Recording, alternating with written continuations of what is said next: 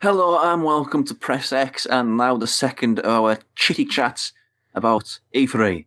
Last time we did Microsoft, this time everybody else.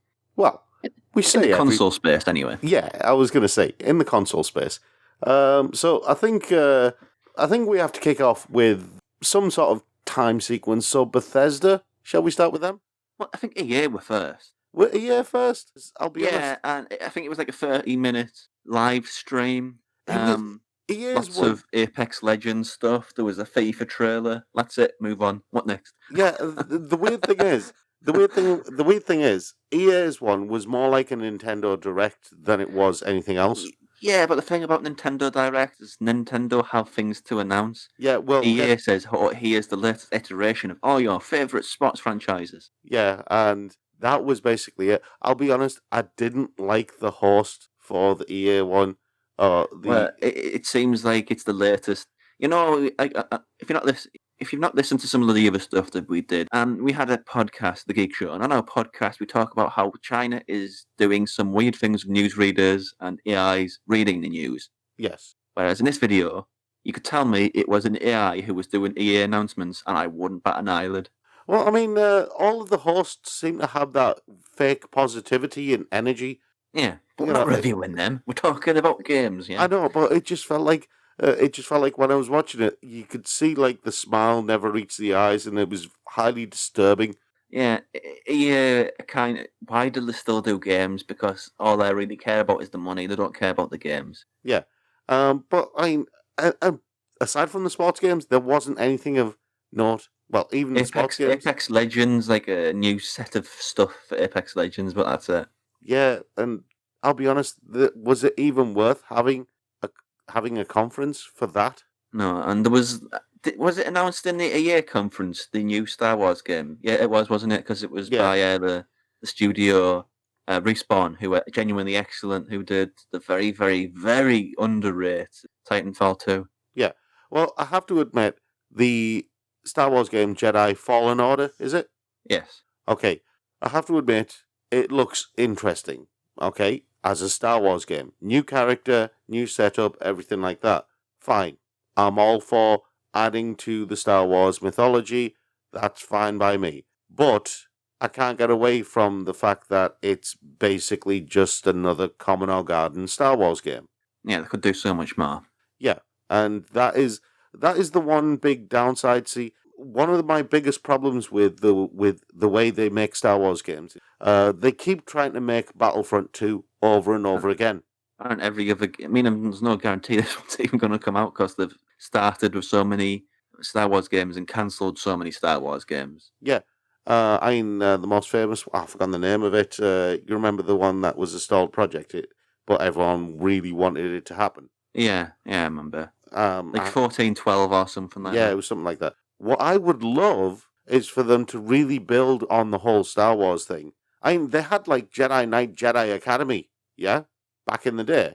No pod racing. If you ain't no pod racing, I ain't interested. Just follow me on this. They had Jedi Knight, Jedi Academy. Why the hell didn't you push that one step further and do another addition to Jedi Academy, but where you are actually a Jedi Master and you're responsible for training young Jedi, or do like a Sith Academy where you are basically a Sith Master and you have to go around looking for an apprentice. You do know it's EA, right? Yeah, I know. They're always doing action-based stuff, and I'm saying put a little more thought into it. You do know it's EA, right? Speaking of pod racing, Bethesda. Yes. Bethesda did a lot of their usual, look, there's more stuff for Elder Scrolls. And the flogging the dead horse, which is Fallout 76. I listened to an interesting take that basically suggested that they released that game in the alpha phase when it was so far before being ready. Yeah. But still, the damage has been done by releasing it in such a horrible, broken state. Yeah, and what the hell? We're going to release it and there's going to be no human NPCs? Yeah, you're just chasing sort of audio recordings. Terrible stuff. Do you see what I mean? It's the same as No Man's Sky is, and it was a bad game when it started off, but eventually it became good. Can't do stuff like that to people. Yeah, but the thing is, if they'd basically gone down the route of, look, we're releasing this game now, It's not going to be perfect, but all of the stuff we're adding to it will be free. So if you buy it now, don't stress, right? You're not going to have to pay for anything else. We'll just basically keep piling on the stuff until it becomes perfect. You won't have to pay for anything else, right? If they'd done that, I would have said, okay, fair play. Delayed it a year and then released it as a half-competent game that had done a lot of... Or done what CD Projekt Red did with The Witcher 3. Yeah. Other stuff they did, though. Yes. I'm disappointed that Doom Eternal's got a multiplayer mode, because that was one of the things that really made that stand out. It was the first Doom was a first-person shooter which said no to multiplayer. Yeah. Just delivered the story. Same with the Wolfenstein, which I'm not enamoured with it being co-op, but that's a market that's not for me, so that's fine. Yeah, Wolfenstein, Youngblood, fine. But I love the franchise. I love what they're doing with it, but co-op's just not for me. But there's 2 new games which do look like they're very much for me. Yeah. The first one is from Shinji Mikami's development team. I think it's Tango Orange Works. I think so, yeah. And that's Ghostwire Tokyo. Yeah, and I love the look of this game. It looks like it's sorts of fantasy, Japanese folklore, monsters, and weird stuff. Doesn't really know how it's going to play, but it appears like lots of people in Japan go missing, and then monsters move in. Basically, imagine Avengers Infinity War, the finger snap, and then people just disappearing, right? Yeah. That's effectively what happens. And all that's left is piles of clothes, which is fair enough. Just piles of clothes, loads of people disappearing, and you got to try and figure out what's going on, but fight off ghosts and monsters and Oni and all sorts of other things at the same time. Yeah, that's really cool, isn't it? The trailers tend to give away too much. This is a trailer. I know I chastised the Death Stranding for this exact reason, but I don't like Hideo Nakata. Hang on, Hideo, right one. Hideo Kojima. So many Hideos. Hideo Kojima. Hideo Nakata is the director of Ring. Yes. Hideo Kojima. I don't like him. I do like Shinji Mikami, so I'm looking forward to what he's doing, and the fact that he's released a trailer where nothing's really revealed other than sort of what the world is, that's good. Yeah, and that I like. My thing about Ghostwire Tokyo, somebody made the comment, I'd rather play Death Stranding. This is just budget Death Stranding. I'm like, this is done by Shinji Mikami, who made a name for himself with games long, long ago. His history with games is probably better than Hideo Kojima's. Yeah, I mean, Shinji Mikami is basically one of the key voices responsible for making horror games remotely mainstream. Yeah, exactly. And when you look at his body of work for the games that he's worked on, which one's more impressive, Kojima or Mikami? Mikami. Easily. I mean, as popular as Metal Gear Solid is, like, stealth games aren't mainstream in the slightest. Well, not only that, Kojima's made his name through one franchise, mainly. Yeah. Primarily we're not saying this is not a Shinji Mikami versus Hideo Kojima video, because Mikami obviously would win. But yeah, exactly, and that we may do a video like that at some point. But yeah. And next up, Deathloop from Arcane Studios, who did Dishonored. Deathloop, I like the idea of it. You see, it looks great. Yeah. As in 2 people who are in a perpetual death loop, and they have to kill each other to either keep the loop going or stop the loop happening. Yeah. Don't know what sort of game it's going to be. I'm scared it's going to be online heavy. Yeah. But given that Arcane's the history, doubt it will be. But at the same time, I just don't know. But that's good. That I mean, there's 2 games that we talked about from Bethesda where it's given a trailer where it's showing genuine, like a sort of vague idea what this is going to be, but at the same time, it reveals nothing about what they're going to be. Moving on to Ubisoft. Yeah, I mean, besides hanging like the one consistent trope in an Ubisoft press conference is the dancing panda. Yeah, but aside from that, they had some intriguing stuff. We're going to start off with the elephant in the room: a new Watch Dogs game, but set in London. And the first Watch Dogs was one of the biggest disappointments, frankly. Yeah. The second, I never played the second Watch Dogs, although by all accounts it was better. The second Watch Dogs, but it was a bit too digital, bro, for me. The thing is, the second Watch Dogs game I did play, and while it was better than the first Watch Dogs game, you're absolutely right. It was a bit too digital, bro. Oh, we're gonna fight the man, that sort of thing. No, that's not it. It's just the stylization of it. No, but that was the core message. We're going to fight the man. Why? What has the man ever done to you? Oh, we're just not happy with the man. It's a bit too It was a bit too Auckland hipster. Yeah, it was a bit too poor-faced for my liking. Well, I said Auckland hipster, but if you want to go with poor-faced, by all means, yeah, it was a bit too poor-faced for my liking. This one, on the other hand, I've got no problems with Auckland, by the way. Yeah. I'm just using it as a town. This Watch Dogs Legion, though, right? I am liking this because it has very strong V for Vendetta vibes. Well, I think it could be a masterpiece. It could be too ambitious. Yeah, but I love the idea that it's no longer just all the digital bros who are in with the technology who are getting involved. You've got like the retired assassin who's basically just a granny tottering around, right, and getting the bus going to places. I love the idea of that, of anyone being involved in this resistance movement now. Yeah, I mean, everybody talks about GTA 5 being sort of revolutionary for having free leads. Yeah. And I love that this studio sort of picked it up and taken that back on and saying, you think that's good? Well, check this out. The one thing I didn't like about this, I mean, the style is great. Yeah. It looks great. Can't wait to play it. Yeah. However, framing it as post-Brexit. Yeah, that I think was a bit... Yeah, it was a bit too on the nose, I think. Yeah, you can just say it's a fantastical future in which a technocrat regime runs over Britain. You can just say that. You don't need to bring Brexit into it. Because they think they're being relevant, but I guarantee you, Ubisoft, people watching in the UK kind of went, ugh. Yeah, we did. I actually cringed. Yeah, that was. I can't sort of make the sound for cringe, so we're just making a groan. Yeah. I actually cringed, though, when they went, it's a post-Brexit Britain, I'm like, really? Why go there? Yeah, it was embarrassing for them. I feel for Ubisoft. Not done. Yeah. They brought it on themselves, but oh no. Right, no. I have a question. Why does every single game that involves samurai or ninja and horror of some sort have to have the word shadows in it? I don't know, probably contractual obligation. Okay, we're not sure what... There's no real details at the moment about Shadows of the Hitakiri. I think that's the name. Yeah, it's one of these trailers. I looked at it and thought, ooh, this looks great. And at the end of the trailer, it said an expansion for Honor, and I thought, oh, no. Yeah, that was the thing. Shadows of the Hitakiri, an expansion for Honor. And that at that point I went, but you could have made a really interesting game with this setup. Yeah, they could have. But they chose instead to do it as an expansion for... They could have used the For Honor engine and had it in the For Honor franchise, but as its own standalone thing. Yeah, and that was a big disappointment when I saw it was for Honor. Like a smaller game. Yeah.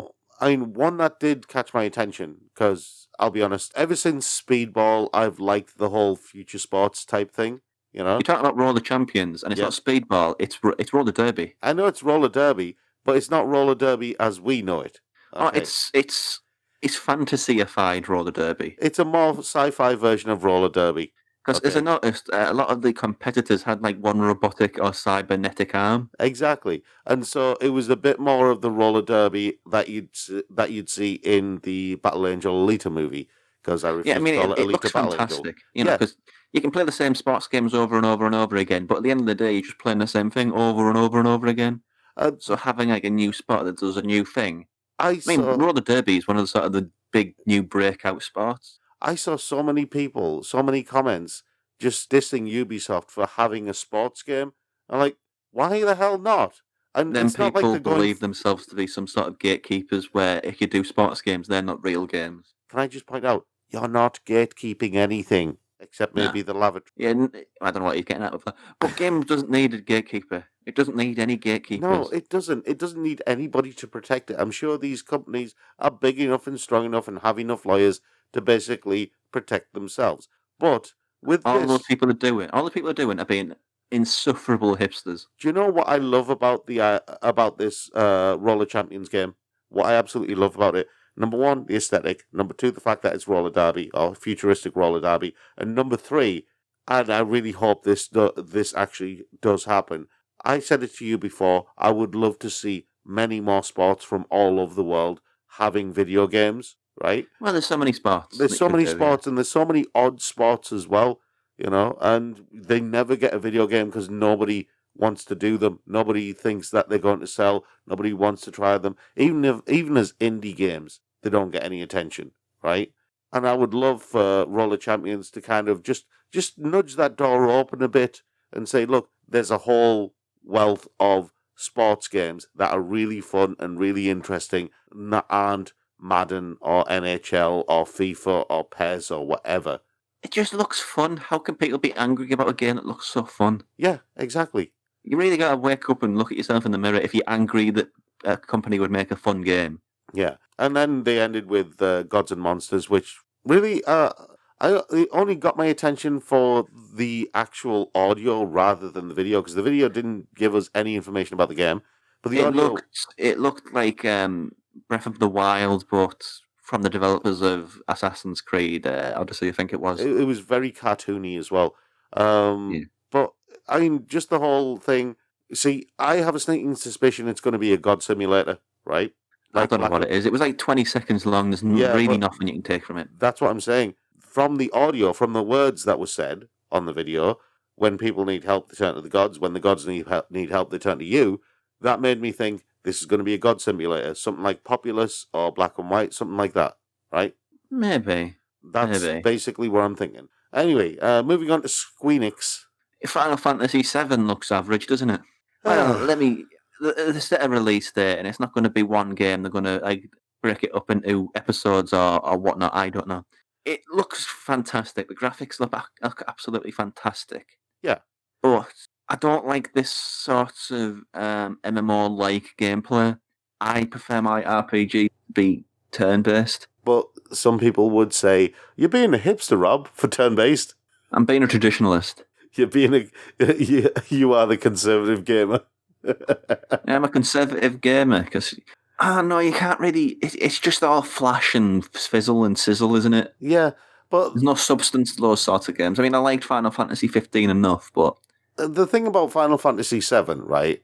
And this is the thing that's always annoyed me about Final Fantasy 7.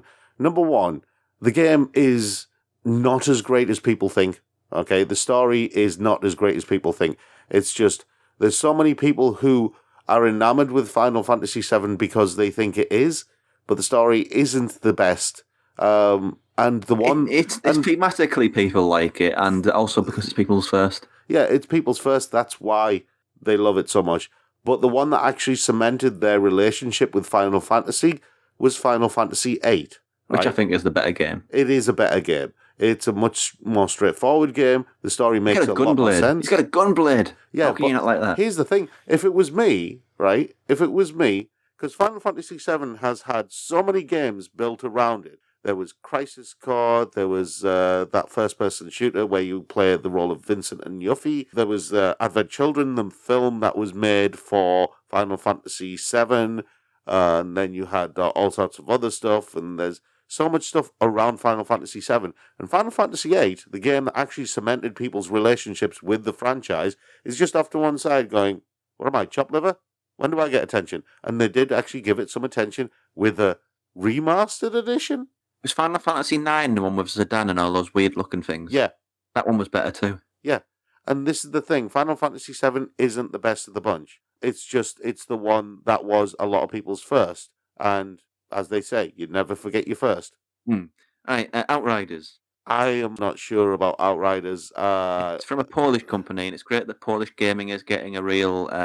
Yeah, it's getting a real boost thanks to CD Projekt Red, and I'm happy for that. However, it's like monsters and shooting and team shooting. Yeah. I don't know what else can be said in that sort of genre. See, Outriders, what else can be done? Outriders is one of those games where I want to like it for the aesthetic. I want to like it for the ideas behind it, but I'm scared that it's going to be exactly the same as a dozen other games that I've played. Yeah. Oninaki. Yeah, Oninaki's a bit of a bizarre one. It's coming out for the PC and for the Switch as well. And the whole idea behind it is it's an action RPG. It tells the story of a watcher, not one of the Marvel watchers, so it's not a giant bald guy, right? Who is on a journey to protect life and death. And the reason why it got my attention is basically just for the idea of it. It looks like a kind of side-scrolling action shooter type thing. Loads of action. Side-scrolling action RPG adventure type thing. where you have like melee weapons, ranged weapons, that sort of thing. But I like the idea of it mainly because it's colourful, it's bright, it's vibrant, and there is a maturity to it since it's dealing with life and death. Okay. And I'll be honest, Square Enix seems to be a bit these days. They seem to be a bit too focused on core franchises. The core RPG, JRPG franchise. We have to do it this way, and I'd love to see Square branch out into more things, which brings up Avengers. What do you think? Because I might have a different opinion. The game to beat, if they're going to do this right, they have to do it right, and there is a game to beat, right? In fact, there are 2 games to beat if they do an Avengers game. The first game that they need to beat is Marvel Ultimate Alliance, right? Because that still holds up as one of the finest Marvel games ever made. Mm-hmm. And the second game that they have to beat is Marvel Superheroes, Lego Marvel Superheroes. I don't agree with that, but that's your opinion. No, follow me on this. The reason why they have to beat that one is because it's not for the game itself, but the actual mechanics of the game. For example, when it gets to the actual flight mechanics of Iron Man, for instance, the flight mechanics for Iron Man in the Lego Marvel Superhero game were brilliant. They really felt like you were in control and you could basically fly wherever you wanted. It was the same for half the other characters. And that's what they're up against. What I'd love to see is for them to actually put the same amount of thought into how the characters are moving as... who was it who did the Spider-Man game? Sucker Punch. Was it Sucker Punch? Did the Spider-Man game? I believe so, yeah. But the developers of the Spider-Man game put a lot of thought into how Spider-Man is moving across the city. And I'd love to see them do that with the Avengers game, because playing the Spider-Man game, it was so much fun just swinging around the city, doing the fetch quests.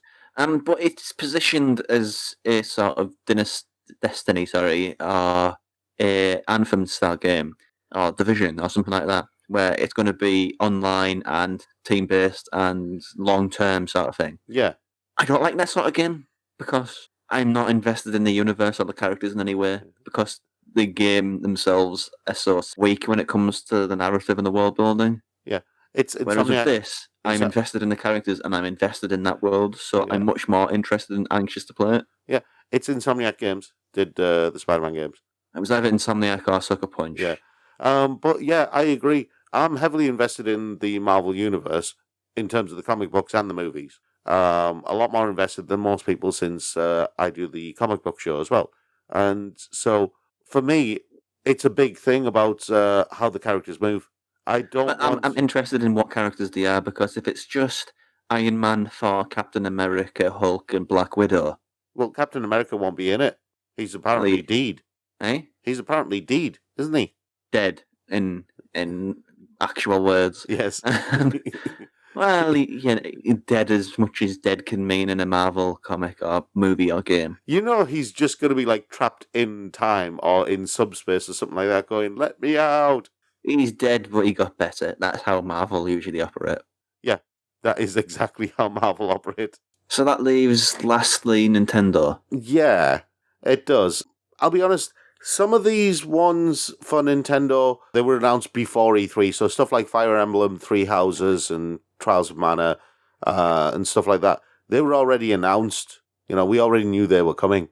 Yeah, No More Heroes 3 is a surprise announcement, although I don't think anybody really cares. Well, they do, obviously, he's got fans, but I think it's bought as sales.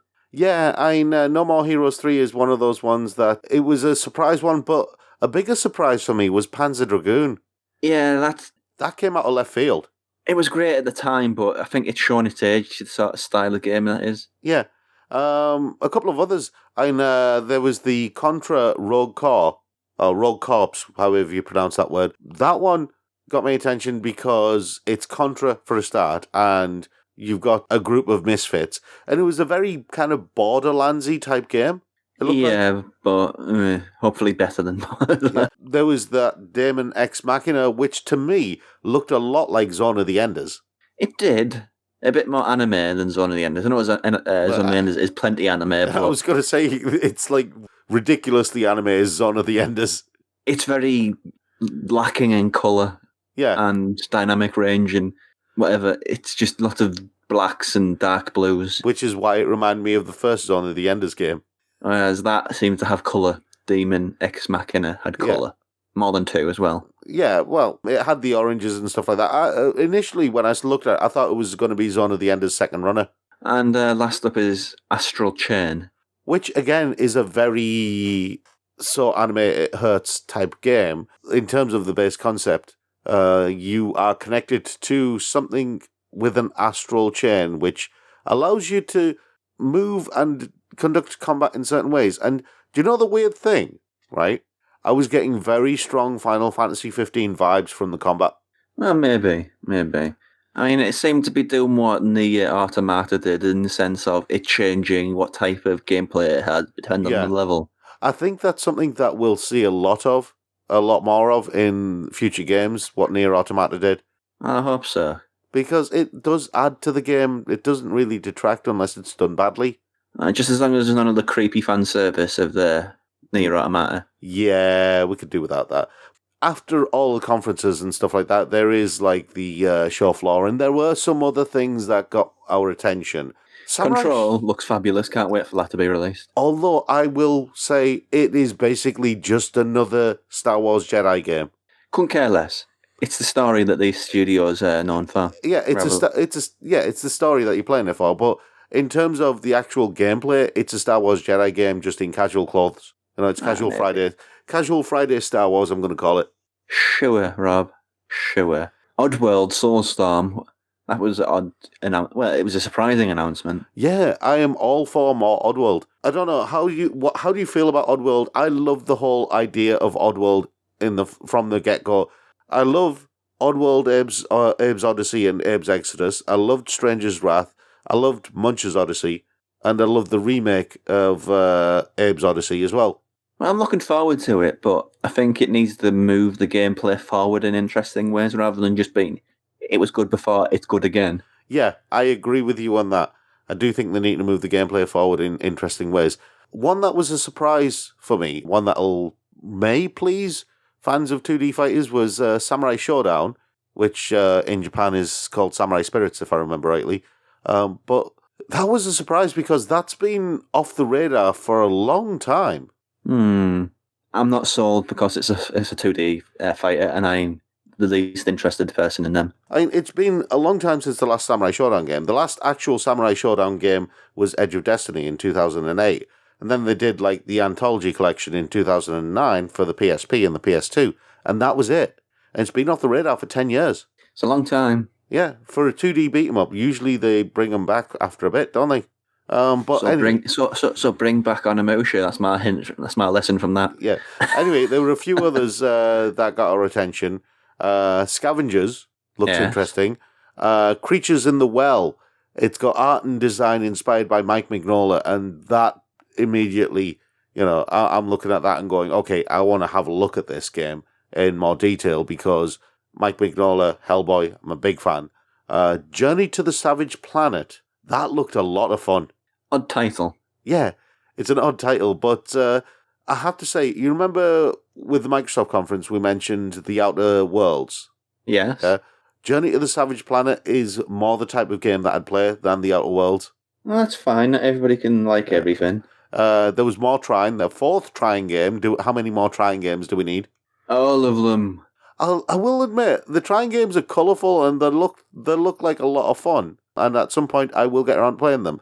I played the first one, and I feel that was enough. Yeah. The thing that I found odd, after all of the push over the years for VR gaming, there were not many VR announcements. Two that caught my attention, Lone Echo. There was a sequel to Lone Echo announced, but the one that really kind of made me think, I may just borrow someone's VR kit to play this, because I'm really interested in how it works, was Phantom Covert Ops, which is stealth kayak action. And I think on that, we call this video to an end. I mean, stealth kayak action is just... you can't follow that. There's a combination of words I never thought I'd say. You just can't follow it. It's impossible. Thank you for watching this episode of Press X. Put your comments below if there's any other announcements from any other conference or thing that got your attention. But we will be back with a third Press X for E3. Yeah. Talking about PC stuff. We're giving the PC some love this year.